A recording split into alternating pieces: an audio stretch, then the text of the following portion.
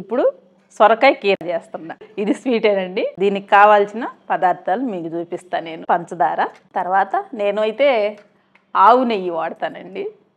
మీరు ఏ నెయ్యి అయినా వాడుకోవచ్చు, కానీ నేనైతే ఆవు నెయ్యి వాడతాను. మిల్క్ మేడ్ ఇది తుడుము పట్టాం కదా, సొరకాయ, బాదం పప్పు, జీడిపప్పు రెండు కలిపి కట్ చేసింది అనమాట. ఇది మిల్క్ మీకు తెలుసు కదా, పాలు. ఇవి వీటితోటి నేను స్వీట్ చేస్తున్నాను. ఇప్పుడు నేను పాలు తీసుకున్నాను కదండి, వీటిల్లో కొంచెము మనకి చిక్కదనంగా ఉంటాయి కాబట్టి పాలు కొంచెం వాటర్ పోసుకుంటున్నా. ఇప్పుడు గ్యాస్ ముట్టించుకొని దానిపైన ఇది పెట్టేసుకుందాం.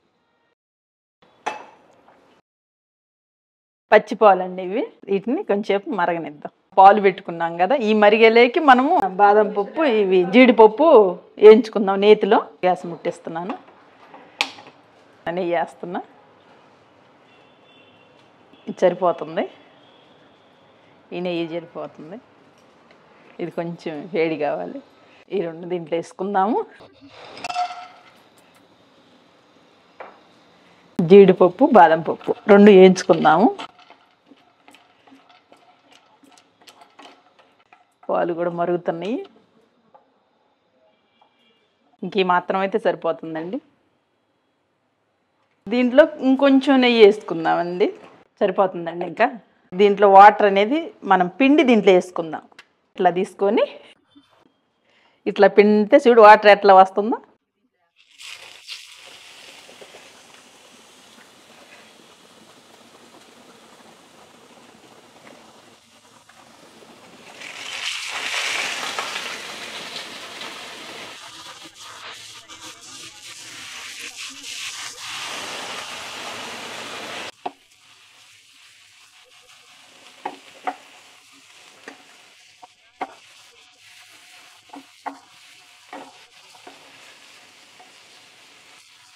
కొంచెం పచ్చి వాసన పోతే ఇంక పోసుకోవచ్చు పాలు.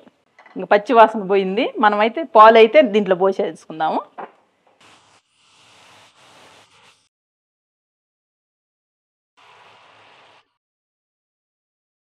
ఈ మరగనిద్దాము, 5 నిమిషాలు మరగనిద్దాం. దీన్ని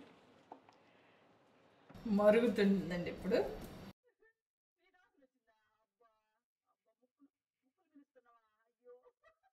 పంచదార వేస్తున్నా నేను.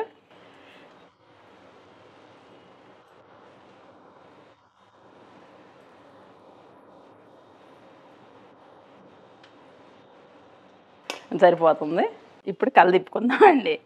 వేయంగానే కలదిప్పుకోవాలి. నేను యాలకులు పొడి చేసి పెట్టుకుంటాను. అంటే ఎప్పుడంటే అప్పుడు స్వీట్ చేసుకుంటాను కాబట్టి పొడి అయితే చేసి నేను గాజు చేసి అలా నిల్వ ఉంచుకుంటాను.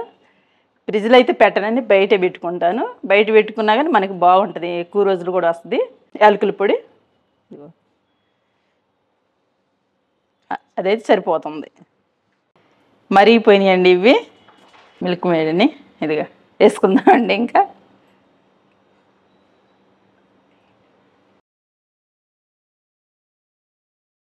ఇంకొక స్పూన్ వేస్తున్నా. ఇంకొంచెం పట్టిద్ది, ఇంకొంచెం వేస్తాను. హాఫ్ వేస్తున్నాను, సరిపోతుందండి. ఇంకా దీంట్లో బాదం పప్పు, జీడిపప్పు వేయించుకొని పెట్టుకున్నాను కదా, అది వేస్తున్నాను.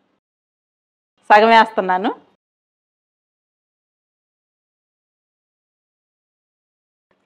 సగం వేసానండి, సగం ఉంచేసాను. సగం వేసుకున్నాను, తర్వాత వేస్తాను అవి. ఇక సగం వేసుకున్నాను నేను. ఇవన్నీ కూడా ఇట్లా బాగా కలుపుకోవాలి. ఒక 5 నిమిషాలు ఇట్లానే ఉంచేద్దాం. సిమ్లో పెట్టేసాను, సిమ్లోనే ఇట్లా 5 నిమిషాలు ఉంచేద్దాం.